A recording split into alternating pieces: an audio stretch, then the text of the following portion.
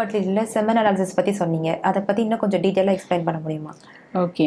Semen analysis அப்படின்னா ஸ்பெர்ம்ஸோட அதில் வந்து ஸ்பெர்ம்ஸோட கவுண்ட்டு, மொட்டிலிட்டி அண்ட் மார்ஃபாலஜி பார்ப்போம். அப்புறம் அந்த செமினல் ஃப்ளூயிடில் இருக்கிற ஃப்ரக்டோஸ்ன்றது வந்து டெஸ்ட் பாசிட்டிவாக நெகட்டிவாக இதான் செமன் அனாலிசிஸில் பார்ப்போம்.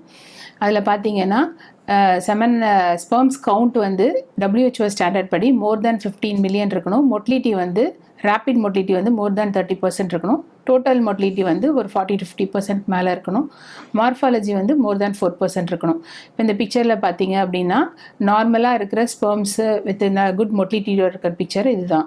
அதுலேயே சில பேருக்கு சில ஜென்ஸுக்கு வந்து அவங்களோட கவுண்ட் வந்து லெஸ் தேன் 15 மில்லியன் இருக்கும். ஸோ அதை வந்து ஆலிகோஸ்பெர்மியா அப்படின்னு சொல்லுவோம் நம்ம. அவங்களுக்கு வந்து மொட்டிலிட்டி வந்து ரேப்பிட் மொட்டிலிட்டி வந்து அந்த மாதிரி இருக்கவங்களுக்கு ரேப்பிட் மொட்டிலிட்டி அட்லீஸ்ட்டு ஒரு 20-25% மேலே இருக்கா அப்படின்னு சொல்லிட்டு செக் பண்ணுவோம். அந்த பிக்சரில் இருக்கிறது வந்து அவங்களோட கவுண்ட் அண்ட் மொட்டிலிட்டி கம்மியாக இருக்கிறது, அதாவது ஆலிகோ ஆஸ்தனோஸ்பெர்மியா அப்படின்னு சொல்லுவோம். இன்னொரு ப்ராப்ளம் வந்து ஏசோஸ்பெர்மியா, அதாவது அவங்க செமன் அனாலிசிஸில் ஸ்பெர்ம்ஸே இருக்காது. ஸோ அதை வந்து ஏசோஸ்பெர்மியா அப்படின்னு சொல்லுவோம். ஸோ இந்த பிக்சரில் பார்த்தீங்க அப்படின்னா இதில் வந்து ஸ்பெர்ம்ஸே இல்லை, ஆனால் வந்து மற்ற செம்மனில் இருக்க மற்ற பேராமீட்டர்ஸ்லாம் இருக்குது.